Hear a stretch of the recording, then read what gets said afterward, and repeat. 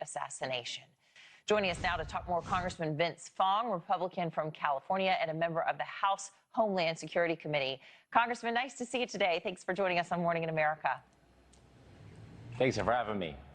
So how are you feeling, you know, a few days out from this, after being there? How scared were you in those moments when you realized this wasn't a drill? Well, I think my wife and I are still processing the evening. I mean, an evening that was supposed to be about celebrating the First Amendment turned into a very terrifying night. You know, we were just finishing our salads. I was talking to Secretary Burgum, who was sitting behind me, and all of a sudden, you know, my wife and I thought that the plates were dropping, and all of a sudden, the Secret Service stormed in. You saw the details going to their protectees. Chairs are being thrown. I saw the Secret Service surrounding the president. The vice president was getting, was being escorted out. It's a very terrifying thing, and I think one of the more jarring memories I have of many that night was as we walked into the hotel, the protesters that were shouting vile things at us. There were signs advocating for violence. And those same signs, those same protesters were still shouting the same things as we were leaving the hotel after the shooting had occurred. So, you know, we had to turn down the rhetoric. There's no justification for political violence.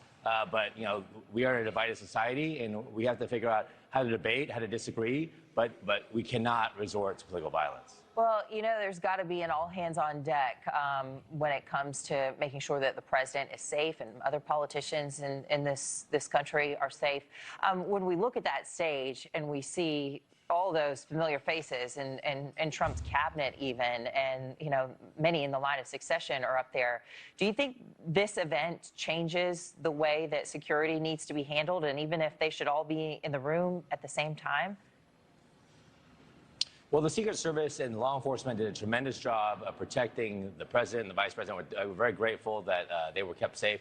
Third assassination attempt, it's hard to wrap your head around that. Of course, no one got hurt within the audience. But certainly, you know, we got a quick update around midnight from the Secret Service and the Homeland Security Committee. There is going to be a reassessment in terms of the protocols.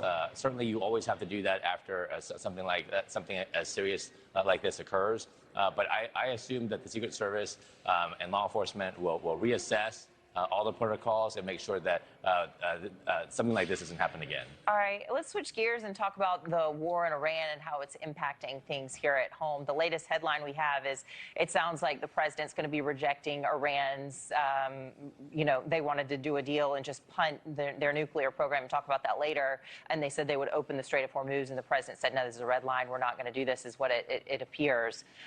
But it's caused gas prices in your state, in particular California, nearing $6 a gallon on average. And NewsNation recently caught up with some California drivers who are really frustrated. Listen here. It costs $7 a gallon over there. I can't afford that. I don't know who can. None of us locals afford that. We all come here. It's ridiculous. I mean, it's ridiculous. I mean, you know, just to be that far away, I mean, I shouldn't have to pay $2.50 more.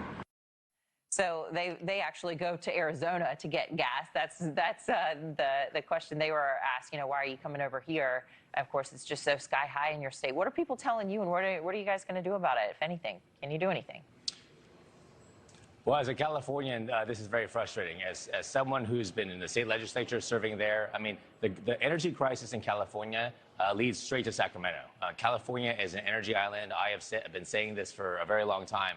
Because of the terrible policies coming from Gavin Newsom, California is more susceptible to global events. I mean, we have 2 refineries that have shut down in California. 20% of our gasoline refinery has disappeared overnight. We have the major pipeline going from the Central Valley, which I represent, the energy capital of California, leading up to the Bay Area. That pipeline is about ready to shut down. You have no domestic production. I was on the offshore platform that was started by President Trump to bring in oil supplies to our state.